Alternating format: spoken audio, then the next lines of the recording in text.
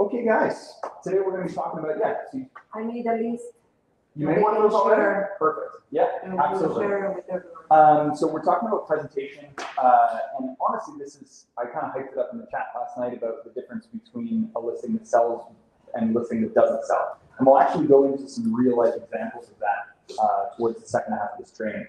But the most important thing is that I know we all want to be as hands-off as possible, and there's probably some time where that will be the case.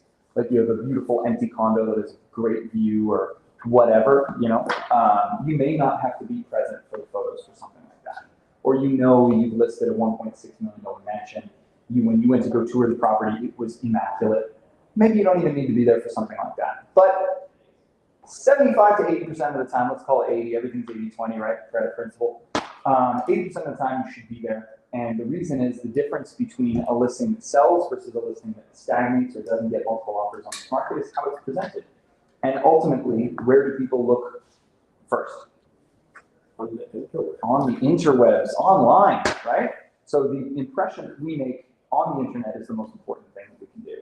So we do that with a couple of things on this team. We do it with really, really nice photos. We do it with a 3D tour. And sometimes, if it's permitted, based on where it is, obviously not in Dorval or something like that, but where it's permitted, we'll fly a drone over the property as well to give them a feel for the entire area. That's how you present something super, super well online.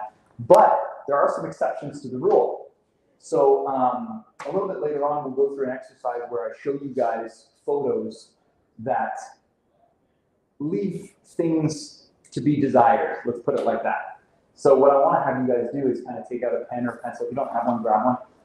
Take out a pen or a pencil, and what I'll have you guys do is circle where you think the agent at that time should have made some adjustments prior to the photographer snapping that photo. But what's really nice is... Using this picture? Nope, not those pictures. I'll give you that to you after. What I gave you guys at the start of this training is the flyer that a photographer gives to us. So what this is basically an explanation to your clients about what they should do before the photo shoot. So this is going to save you a lot of headaches because I have to tell you from personal experience, I've been there where I've gone to the listing presentation or I've gone to the photography session and there's just stuff everywhere. Had I had this at the time, 7 or 8 years ago, probably they wouldn't have done everything. Nobody does everything, right? But maybe they would have done half and it would have made my life super duper easy. I could have just gone there, moved a couple of things and called it a day, right? So let's go over this, shall we? First part, it's all filler. We might even edit this a little bit, but first part's all filler. Living areas, remove all clutter, including tissue boxes, remote controls, and as many personal photos and items as possible. So I think that's an important distinction to make. I don't believe in 100% depersonalization. I think there's a reason why people buy houses, and that's to make it a home, right? You make it a home by putting personal photos, memories, things like that in it. So I think there's a certain something to be said about, seeing a couple of nice family photos is really great. Now, I'm sure we've all been to the property where up the staircase, there's literally 40 pictures of every single kid, grandkid, cousin, second cousin, fourth cousin, twice removed, all over the place, right? That's too much. You're going to need to take that down. It reaches a level of off-puttingness, Obviously, we're very, very accepting of all belief systems, all religions, that's all great, but there is a limit. Same with, we love family, but there's a limit, right? So we've been to properties, whether it's Christian or Jewish or whatever, sometimes there's just just so much going on in terms of their worship and their faith. So treading lightly with that, very, very important. One of the best expired listings I ever took was a listing on Braybrook. It was one of my first 20 that I had taken. And it was awesome because I got to call the other agent that was competing for it and be like, yeah, sorry. Yeah, I still remember that call. It was awesome. But one of the reasons it didn't sell was, A, of course, the photos were terrible. The agent, unfortunately, did not have a beautiful photographer that he's working with like we do. And he didn't declutter. There's so much clutter going on in the house. And the artwork that was up was very, very aggressive. Like it was nice art if you knew art, but it was a lot of faces, a lot of angry, sad faces going on. And it was just really off-putting. Like the second you stepped into the house, it was like, oh, this is kind of weird. was a McGill split. It had no business not selling. It was like a great house, and it was one of the corner lots where the living room on the main level is a little bit bigger. You know, it was an awesome house, but it was just covered with all this really aggressive art. Carpets have the same effect if it's just like the floor is lined with carpets, not carpeting. Yeah, exactly. We will definitely get into that. The rugs, the area rugs, the carpets, or the little things in front of the sink, all that kind of stuff, that all takes away from it as well. So the interesting thing is having that difficult conversation with the owner saying, hey, listen, I love the art you have here. Personally, I love it. However, not every buyer will have the artistic sense and the artistic appreciation that I have. So maybe we just take off a couple of them and try to find a nice, healthy balance. What do you say? He says, yeah, okay, I don't mind. Or if you're really having a difficult client, just tell them you're going to take it down from pictures and you'll put them back up. You know, and at least you'll have it be presented really, really well. So that's the living areas. Kitchen and dining room, guys, the main rule of thumb is nothing on any flat surfaces. So that means no little rugs, no area rugs, nothing like that. No soap bottles, no palm olive next to the kitchen sink. You know what I mean? That's not staging. Like that's nonsense. You know, the idea is what I tell clients before I list them is I'll tell them, hey, it needs to look like nobody lives here. It has to look like this is the best hotel that anyone's ever seen. And it sounds kind of sad. It sounds a little cold, but it's the reality. That's what They people. want to picture also their belongings Exactly. there because it's so crowded. You cannot. You got it. Yeah. I sent a list Perfect. on WhatsApp. Awesome. It's very helpful. Hey. Hello. Then we go on to bedrooms.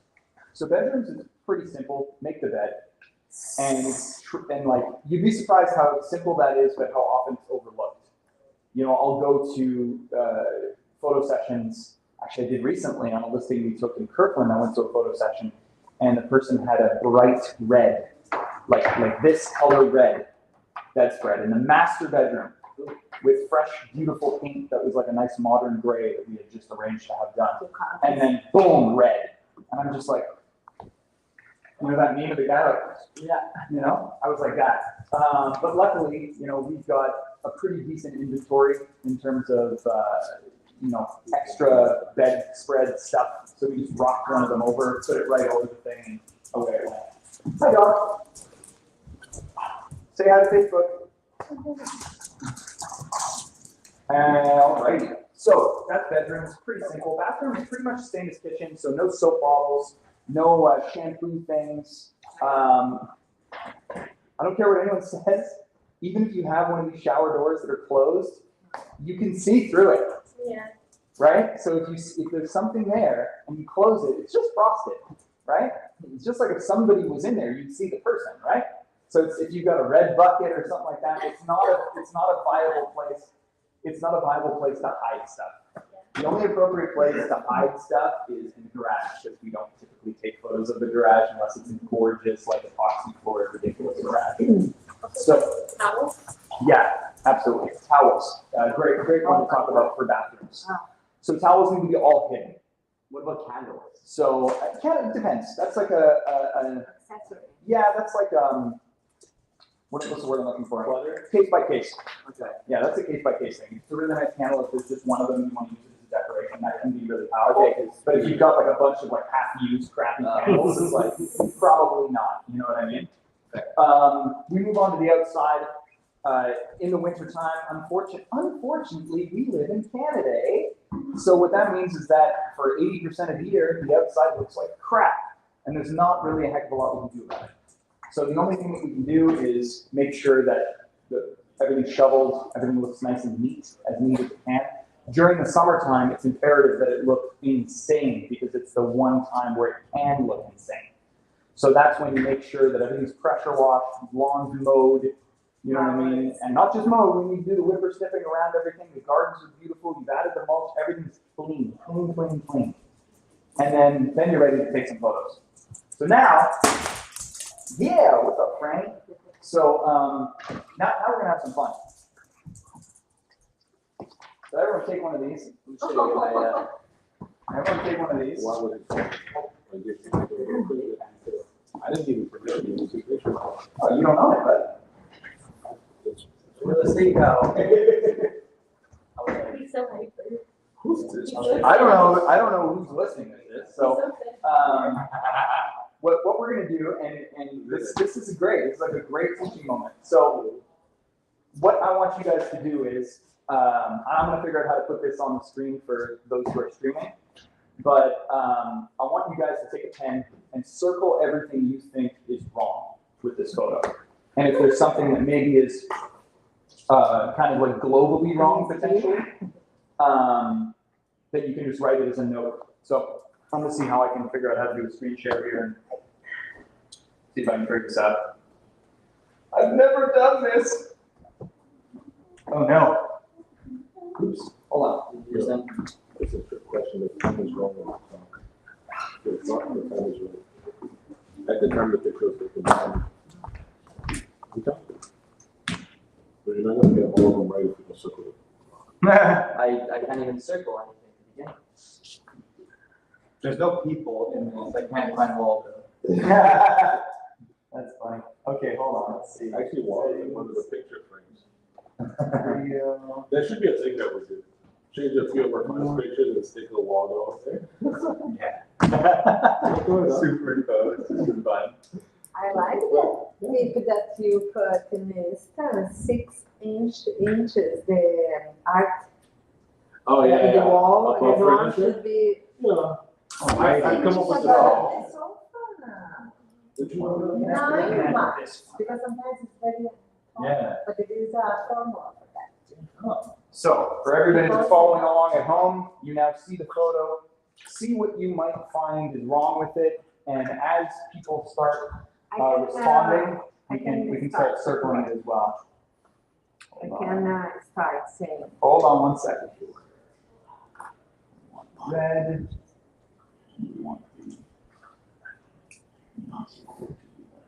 Okay, so what's the first thing, guys? Shout it out. Okay, Found the the photo? garbage. The garbage can, absolutely. That'll be the first one. And the rug doesn't need to be there. Oh, we got the rug as well. Paste that. The counter is polluted. Yes, Yeah. counter is definitely polluted. That's a great word. I'm using that from now on. It's not the correct word, but I love it so much. It's so aggressive. What else? And the angle of the photographer emphasizes too too low. much in the counter. Yes. Doesn't divide the other living areas. Yes. Because there are 3 here. It's meant to be an overall view, and you just don't Yeah. see the overall view. So these are the 3 things that I really was looking for. And from a global perspective, I think it might be just a touch too dark and also the angle's a little too low. Would you guys agree? Yeah. Awesome. Well done, y'all. How do I end? Here we go. And the lighting is Stop very screen sharing. dark. There we go. Yes, exactly. It's a little bit too dark. And we move on to perhaps a slightly more extreme example. Oh no, you know what? We're not gonna do this one yet because it's too hard. It's too hard. Is it John's listing? It better be. No, it's not. That's his own. Let's have some fun with this one. That's not something. You guys working together? Oh, this Yes, is bad. yes, yes. Oh, this is. Oh, that's so bad. This should be done. Do you see anyone there? All right, guys.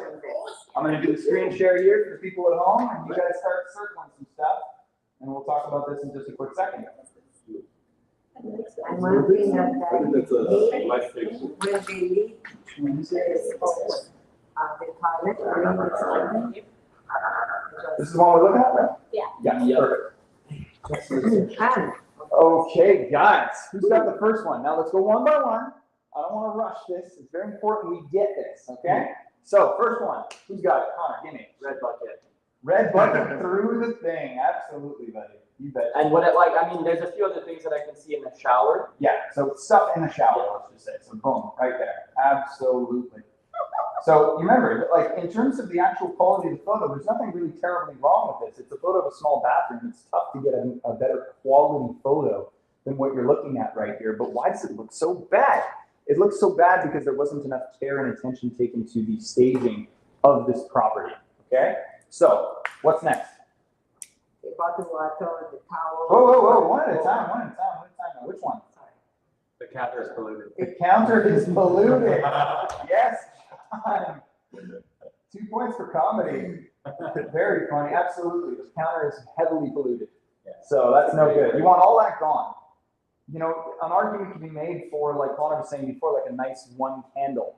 But in something like this, the counter's too small for that. You know, if it was a nice double sink, you had a beautiful like candle arrangement between the two doubles. Absolutely. Bellissimo. Stuff. But this is no good. Who's next? What's next? Even the mirror is busy. The reflection. Yeah, that's true, eh? The Yeah. The mirror door was is busy. closed, maybe. Yeah. I mean, would you be able to get that? The mirror is not great, but it definitely could have been photoshopped or something. I agree. Mirror is What else? I've used the blue rug. The blue rug, thank you very much. Absolutely the blue rug. Boom, blue rug. The The bottle of water. That's not a bottle of water, it's the breeze, but I know what you're saying. And the brown. and the brown towels. Yeah. So what do you do with that brown towel? Fold it properly. Yeah, if it needs to be there, or if you feel like it adds a little hominess to the property, you can leave it there. You just have to fold it up properly. But I'm definitely going to give that a circle, because that deserves a circle right there.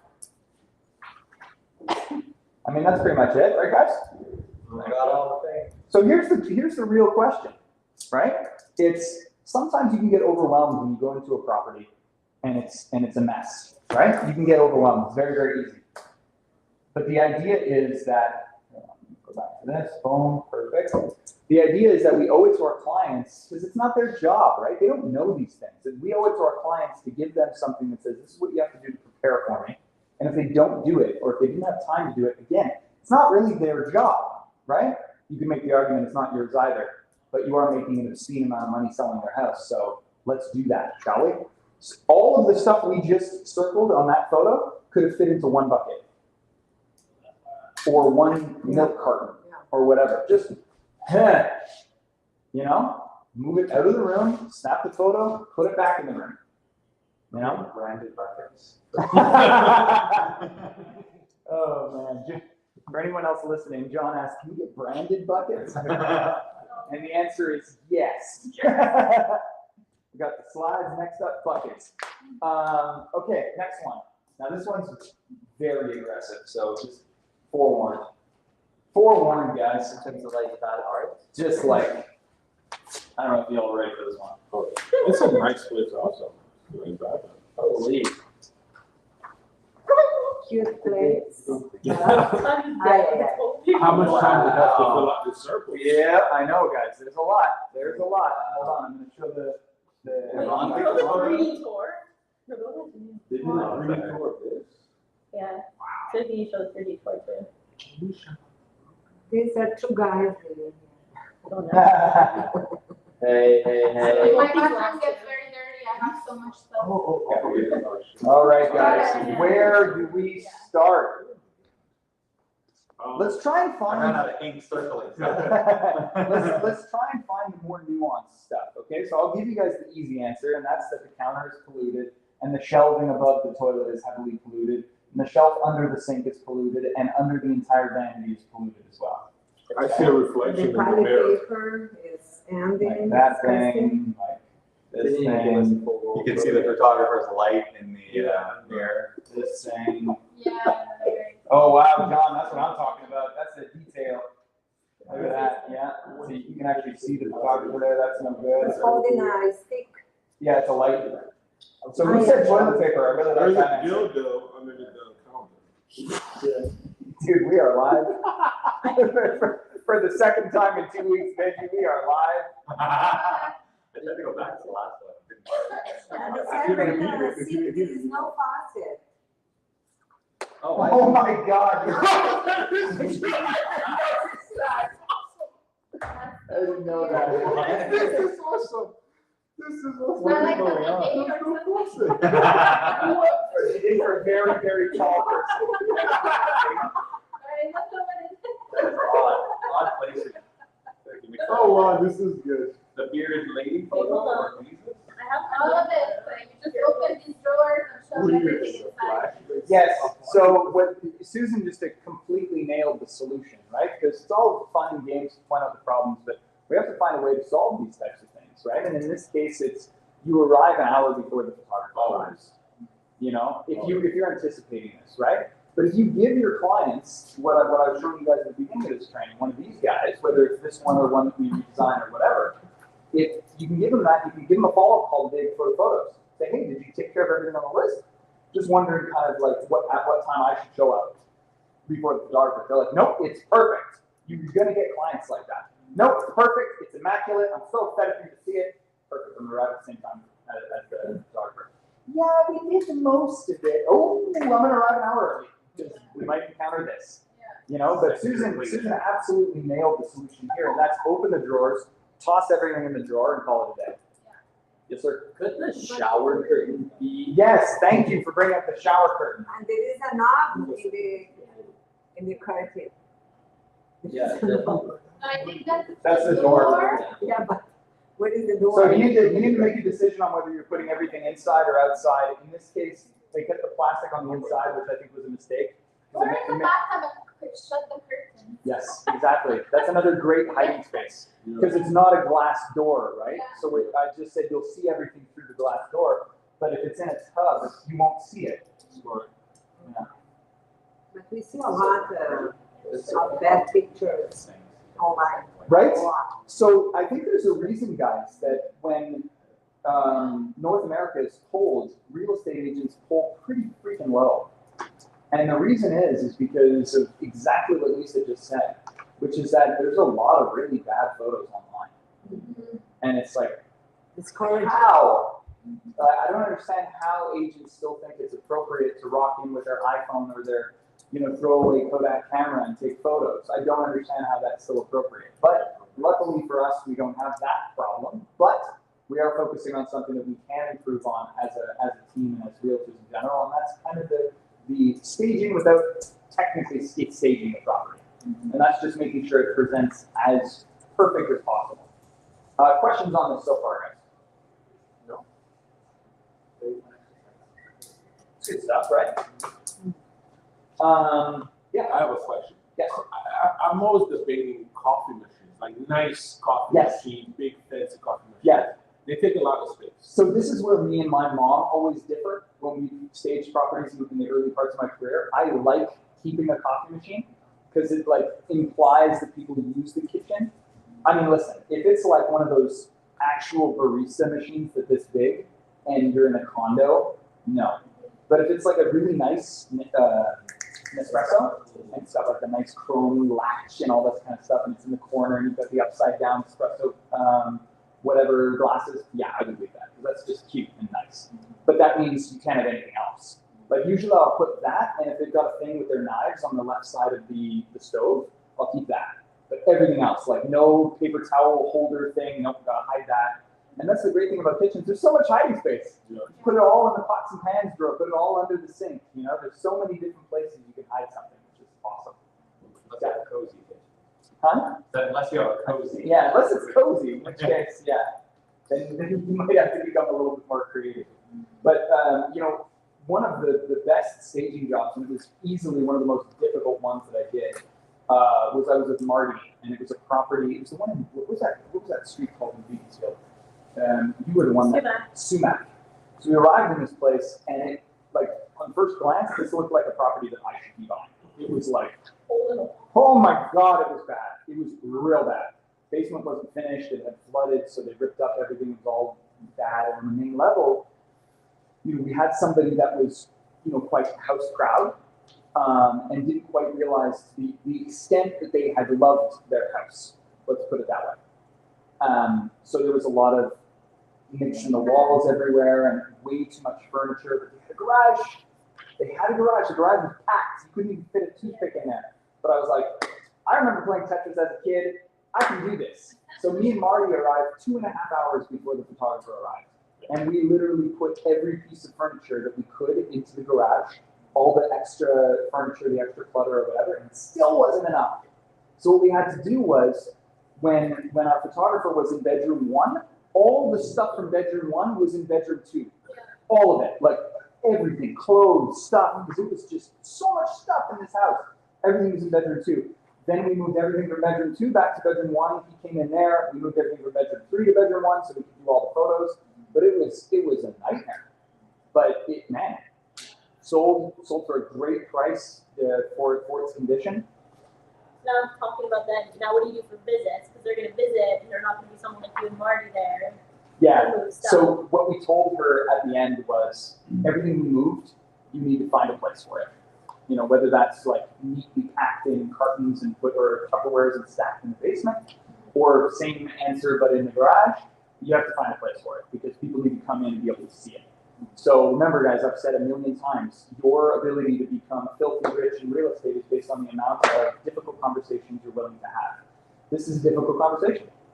You know, telling somebody that their house is cluttered, or it needs work, or it could use a paint job, or you know, all those types of things. That's why I usually advocate for those types of conversations to happen when you know that you're going to be working with that person, whether that's with a signed contract or a handshake agreement or whatever. Make sure you've got the agreement because sometimes people shoot the messenger, right? That's why that's the saying, because people don't like to be told bad news. But they will learn to appreciate it when they know that you're the one person that's honest with them. Because then if they do end up talking to another broker and the broker's like, wow, your house is so beautiful. You don't need to do anything here. And then they've got your voice in the back of their mind saying, he said I needed to do stuff. This guy's saying I need to do nothing? Yeah. That doesn't sound right. And then that guy loses trust because, I mean, what he's saying is obviously not true. So, all that to say, I don't remember what you asked me. I'm so sorry. What coffee was she about? Yeah, I love coffee machines. But we are in this situation with that house. Oh, yeah, big time. That is, They didn't got offended. They just postponed for April because they are not Yep. able to rely on the teenagers. mhm. But I prepared this list and I said to them, it's up to them to do this much. Yeah. It's up to them, but Yeah. we deliver the message. Yep, and it was, this was a great, a beautiful property, huge in square footage, and obviously a property that receives a lot of love. You know, I love using that term because one time I had these Lululemon pants, and they were just kind of like worn out, and they had like a tear on the side or whatever. They were like 8 years old. They were old pants, but Lululemon has a lifetime warranty, right? So I rock up to the one in Fairview. Sorry, but you go there and they're like, well, these pants have received, you know, a lot of love. I'm like, yeah, but I'd like to exchange them. Well, they have received a lot of love, you know. And I'm like, stop saying the word love. Wait, you can exchange one even if you don't have a receipt. Yeah, of course. Oh, Yeah. yeah. I'm gonna go change a lot of stuff. Yeah, absolutely. Yeah, pro tip. It's They received a lot of love. absolutely lifetime warranty. I have a You lot can of even do it online now, and they'll send you just a gift card Exactly. for the price. So Yep. easy. Yeah, it's amazing. Yeah. So anyways, that's where I got that little sales tidbit was these Yeah, I these love pants that. have received a lot of love. Yeah, it's very So I positive. translated that into real estate. It says, well, you can tell that this house has just received a lot of love, hasn't it? It just means that they beat it up. You know, it's fine. It is what it is. People beat up their houses. It's part of living somewhere. Yeah. You know, it's little things that you let slide.